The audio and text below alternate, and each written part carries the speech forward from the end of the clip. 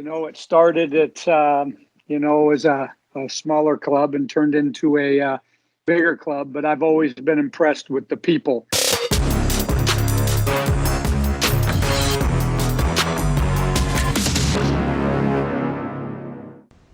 Ladies and gentlemen, welcome to episode 13 of the Jimmy and Kyle Show.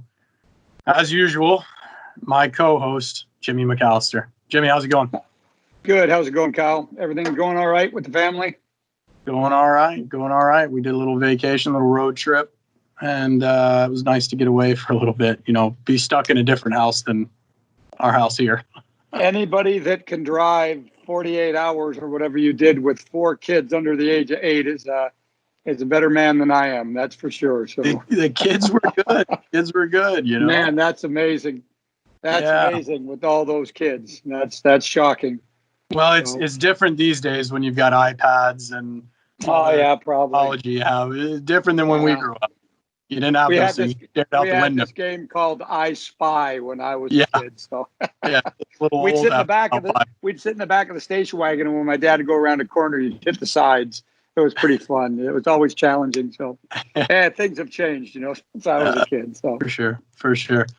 So this week we're gonna bring you a little back to play update real quick, and we're gonna get to our 10-year anniversary episode.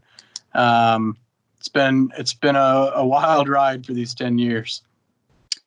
It really has. It started as a smaller club and turned into a bigger club, but I've always been impressed with the people, the volunteers and the board members and all the people that work so hard to make it possible to put this on for the kids. So it's been a lot of fun. So before we get into the meat of that, we're going to put out a little PSA, a little public service announcement. Jimmy, you want to give that? Yeah, I'm not, we're in the middle of a pandemic, and the government has asked us, or the governor's asked us right now to stay in phase 2 and train in groups of 5. Be diligent. Don't stand on the field. Parents, don't hang around the field. Wear masks. And we just need to make sure we abide by the rules. Whether or not we think it's right or wrong, it doesn't really matter. We need to follow the rules and be safe. Safety is the number one priority with our club, for our kids, for our parents. We just need to be patient and cooperate. Hopefully in the future, it gets back to some sort of normal. But for now, we have what we have. And that's groups of 5, staying socially distanced from other groups of 5, and not sharing the ball. We don't need to be going out on the weekends in groups of 20 and having scrimmages or any of that. That can't happen. That's selfish. We need to be thinking about everybody that plays the game and do it the right way.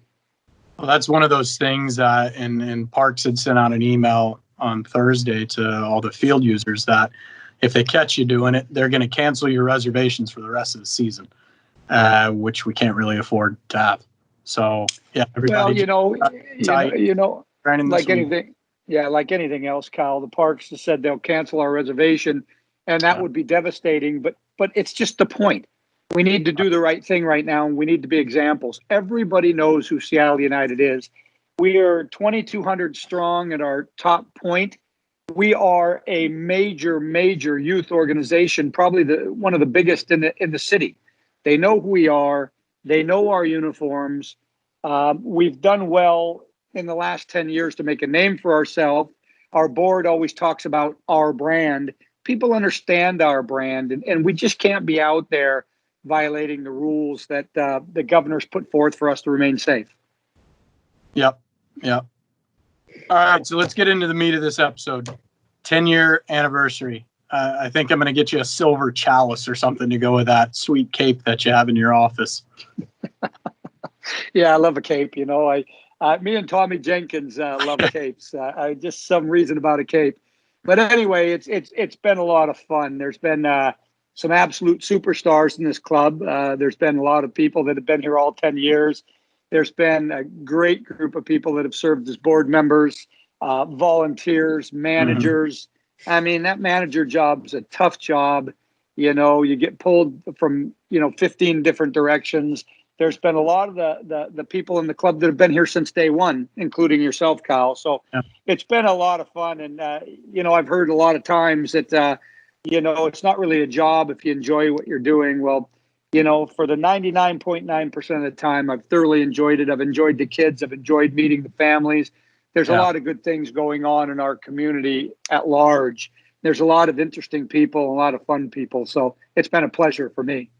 Yeah. So I just want to give a shout out to those people that have been here for the entire ride. Obviously yourself, Jimmy, myself, George Singh, our South Region Director, Alex Chersky, our Technical Director and Boys ECNL Director, John Heimbigner, who actually started out as our Northeast Director and now coaches two of the premier teams in the club, Sean Conlon, Sergio Fajardo, Randy Johnson, Andy Westmart, Ken Sloan, Lisa Bloom, Chad Triplett, the infamous Tommy Jenkins, Carlos Enriquez, our Community Outreach Director, Kim Huntemer, and Lance White.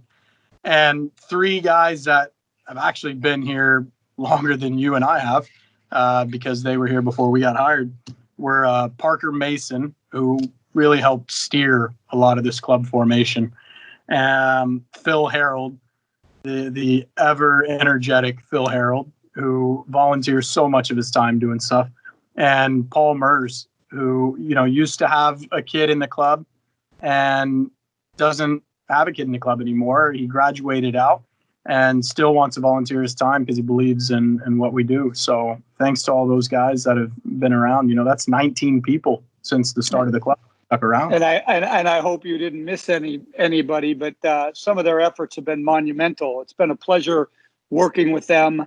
The volunteers, Parker with his just has a way about him, a very smart individual. Phil, like you said, energy, but willing to do anything for the kids. Has been a superstar in Shoreline for ages. Paul Mers just does it because he loves the youth sports and he thinks there's a place for youth sports. And he's been a great, and all the people that have served on the board, from our first board of directors to our current board of directors, people doing things to try to help the kids and help the club grow. It's been great. From Jason Farrell, who started, was a big part of this club. There's just been a lot of great efforts, and it's been a pleasure to work with all of them. Yeah. The thing I like about this episode is I think it's good to reflect on where you started.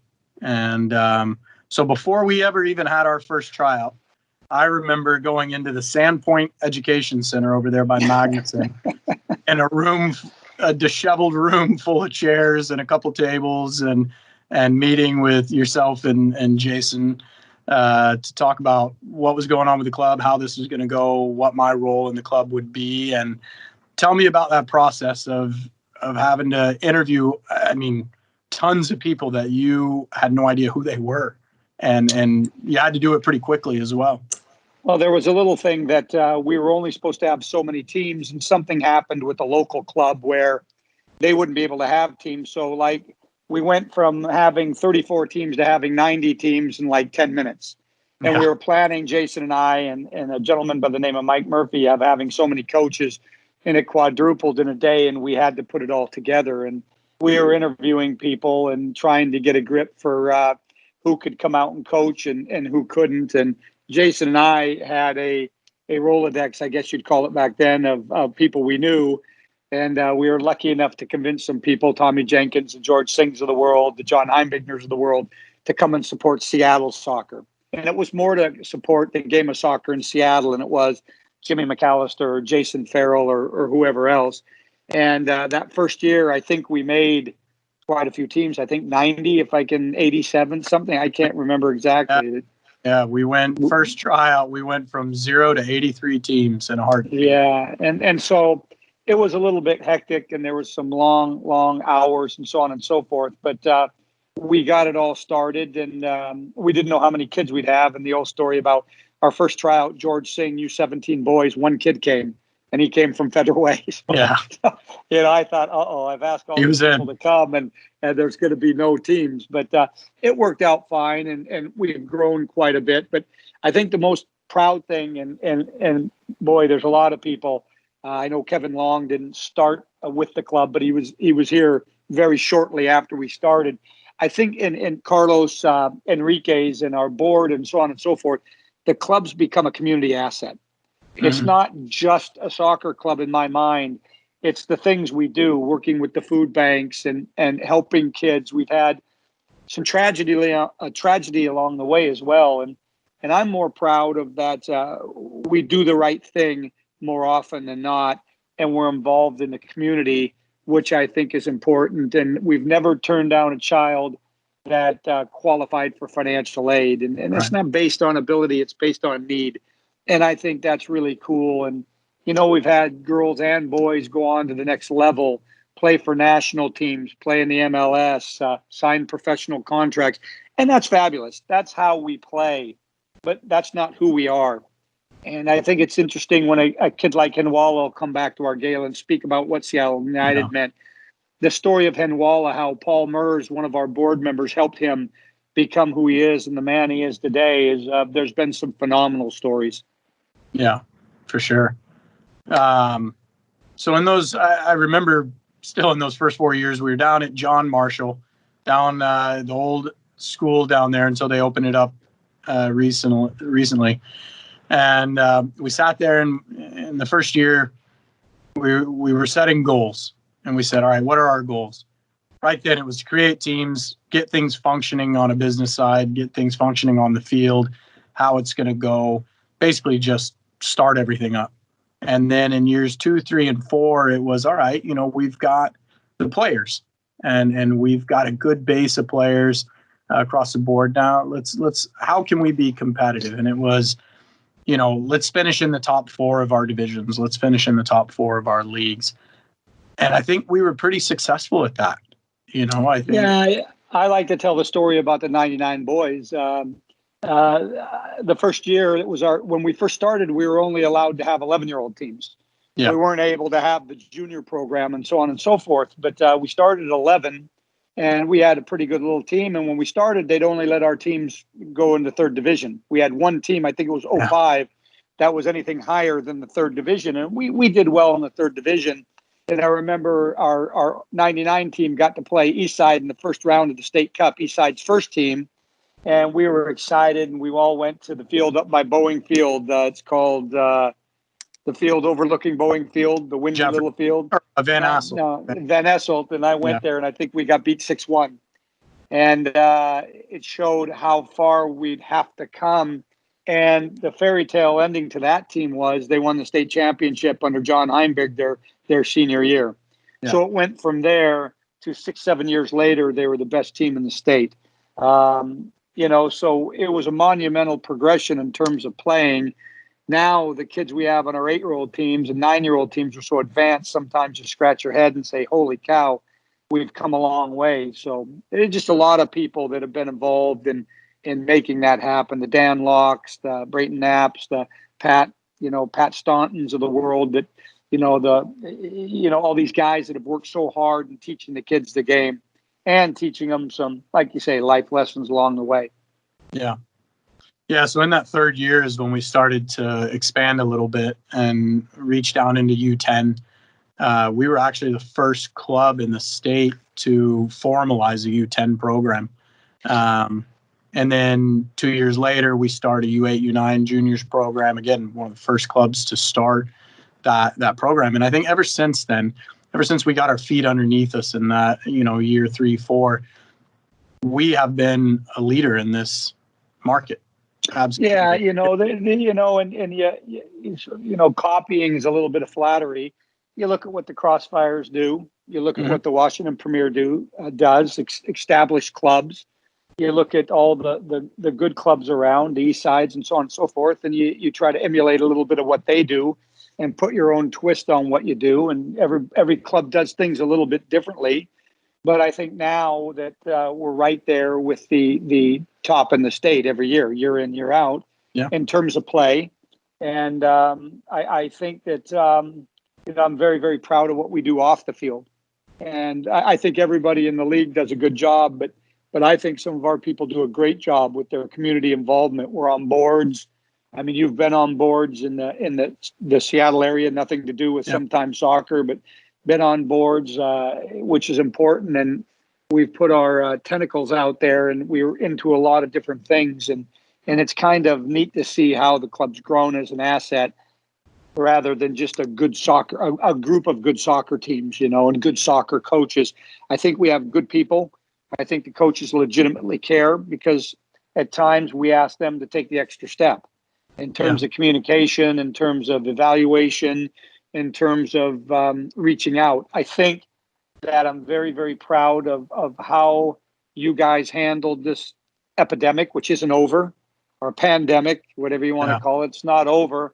But I think we didn't just put out some information or in try to talk to the kids via Zoom or whatever. But I think most of the coaches and all the managers took it to heart, tried to do the best thing they could in terms of getting content, keeping the kids engaged, giving them something to do while they're sitting at home 24/7 without not a lot to do besides, video games or homework from school. So I think that we really did take that challenge on. And I think some of the stuff and some of the engagement and the kids' participation was fantastic.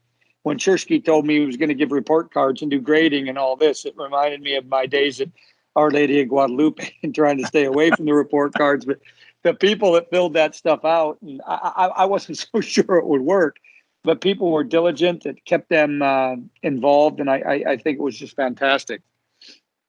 Yeah, when I say leaders in the market, we're talking about on the field in terms of standards we set, the things that we do. We're also talking about off the field, though. We started the schools program with Carlos, who goes into the schools during the school year and works with those kids. And, we don't ask for anything in return there. And with the medical committee that we've had, which has obviously come in real handy this past 4 months, there aren't other clubs that have that. So a lot of the other clubs in the state in general look to us for that guidance and that leadership there. And some of the reasons for some of those things are resources. Obviously, we're a good sized club. We have resources. We have great sponsors, by the way. The things the sponsors have done for us is incredible. We do have resources, but you still have to put those resources in the right direction. Yeah. I will say that Dr. John Dresner from UW Medicine has been unbelievable in terms of giving us guidance in which way to go with this and what our standards are and how do you elevate the state standards and have our own standards. There's a lot of questions we get asked that we have no idea how to answer. And every time I've called, John Dresner's picked up the phone and spent time out of his free time, volunteer time, to help us give direction. The board of directors through this, we've had a lot more communication with the board of directors than we usually would in a typical year. Yeah. But they've been very, very good trying to guide us in the right direction with this. It takes leadership. And I think some of that leadership is rolled off onto some of the other clubs in the state, because trust me, if we can't figure out how to be patient and go through these phases, the governor's just going to shut down youth sport. I mean, we whether you like it or you don't like it, or what I think or what I don't think, the reality is we have to follow the rules and we have to be up on it. So I think you guys have done a fabulous job of doing that. Yeah. And it, all the collective leadership, I think, in the club, even with the turnover, the new guys we bring in, girls we bring in, the collaboration between everybody is what continues to push us forward and advance the club in the right direction.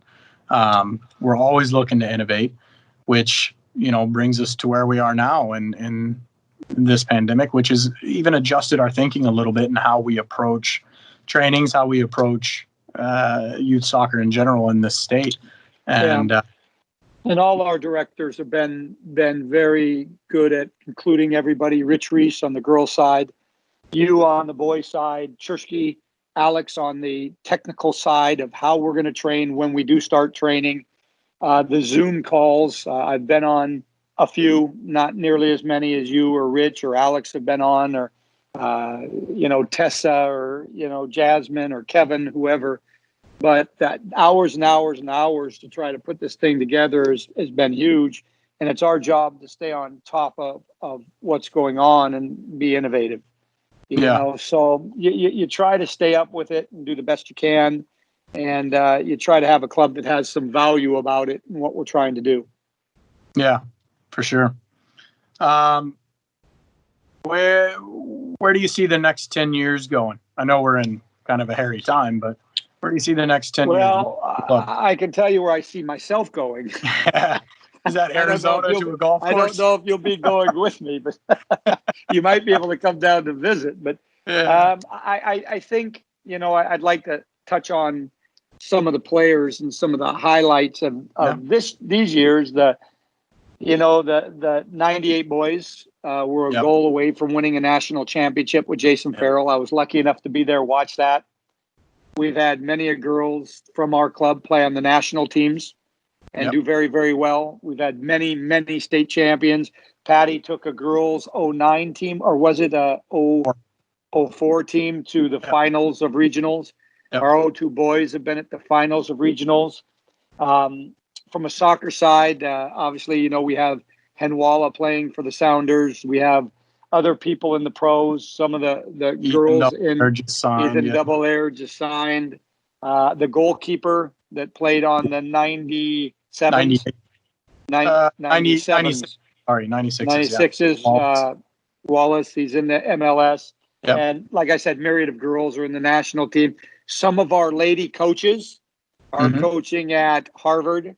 They're coaching at St. Mary's.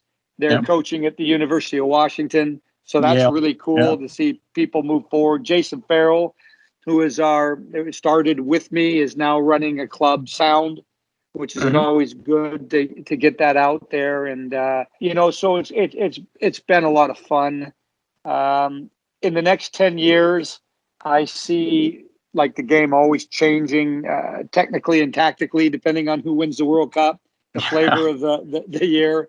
I see Seattle United growing.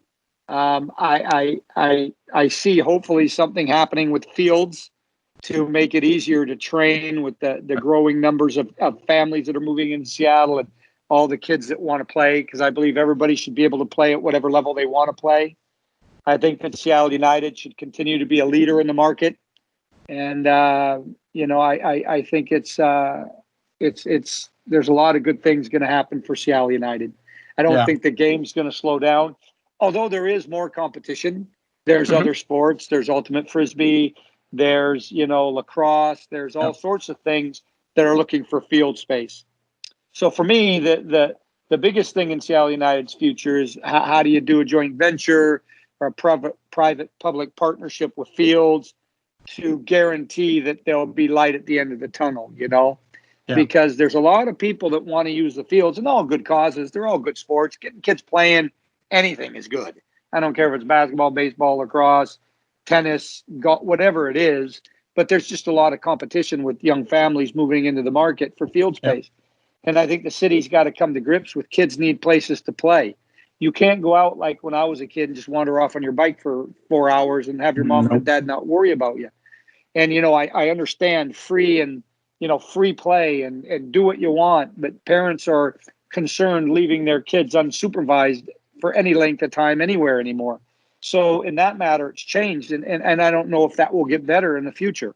So obviously we're going to need to solve the field issue in the future to go forward and be as successful as we can be. Yeah, one thing I see that's kind of come out of all of this that I think will take more of a foothold in the next 10 years is also technology. I think the ability to connect with your team on Zoom sessions and do tactical sessions during breaks, be able to offer technical sessions, whatnot, and check in with players I think that's going to become more prevalent as well. And that's school, that's soccer, that's, they're looking at, spacing out the students to go to school, and maybe you go to school Monday, Wednesday, I go Tuesday, Thursday, and the other days are Zoom. But in my mind, as well as we do with the Zoom and, all the sessions, there's nothing like getting on a field with your buddies and rolling around in the mud. I mean, that's just part of the game. I mean, going and competing with your friends and going and competing with your friends against other people. That's the huge part of the game that the kids I've missed, the camaraderie, the fun you have when you play, teamwork. the teamwork, the we talk about travel teams and so on and so forth. One of the things I like about the travel teams is the kids get to know each other in the hotel, and there's a lot of stuff off the field that you'll always remember. When I was a kid and I went to some tournaments, and I went to some tournaments in Europe because I was with the youth national team and so on and so forth. There's things I remember doing in Guatemala and El Salvador and Honduras that those are life memories with your buddies. And, you get together 30, 40 years after you played and you still talk about it. To be honest with you, when people ask me about my career with the Sounders or with New York or whoever, is you can't always remember what the scores of the game were, but you can remember sometimes what you got up to around the game, and who did what in the locker room, and who said something funny. And those are the things you'll always remember with your teammates. Yeah, I would definitely say that if you asked me my youth career and whatnot, collegiate career, what went on, I could tell you more of the off the field stuff than what happened on the field. Yeah. The fun, it's fun. I mean, soccer can never, ever be a have to. It's always a get to. If it's a have to, we shouldn't be playing. And to be honest with you, same with coaching. If it's a have to, you shouldn't be involved in youth soccer. It has to be a get to. You should look forward. And we get the nights where it's, 39 degrees, pouring sideways, 9:00 practice. It's not the most fun place to be, but 99.9% of the stuff when you're with the kids is enjoyable. And they don't always do the right things, and the coaches don't always do the right things, and I don't always do the right things. But generally, it's done for the benefit of the kids and so on and so forth, and the fun of the game. There's so many pressures today on these kids, and that and I know the SATs might be a thing of the past, but parents talking about the SATs and getting extra prep and doing all these fine things that you have to do. There's so much pressure on these kids. Sometimes it's just good to be able to go out and play and not have to worry about, the SAT test or what was my percentage. I hear 1455, 1425. The first thing you have when you have an older team is they're all talking about what they got on their SATs and so on and so forth, because there's pressure around it. And, sometimes you have to just be a kid and play, and sometimes it's that easy, so. But it's been a great ride, and Seattle United, I think it stands for something. I think people understand that, while not always achieving it, we try to do the right thing. We try to get it right, and you move from there. Yeah. Some great players, great coaches, great contributions. You couldn't ask for more. To be a manager in this day and age, that's like a full-time job. And I'll tell you, all the managers out there, I really appreciate all the stuff and the abuse from the other coaches and trying to change games and, coaches on other clubs that have 58 teams and they need to change a game every day. And how do you do it? It's a job that is very, very difficult. So I really hold my hat off to anybody that would want to be a team manager and put up with that. So I think I could speak for the both of us and Kevin and everybody else on staff that, thanks to all the prior coaches that have been here, the prior board members that have been here to help build this club and make it what it is today, whether they're here or not, they were a part of making this club what it is today.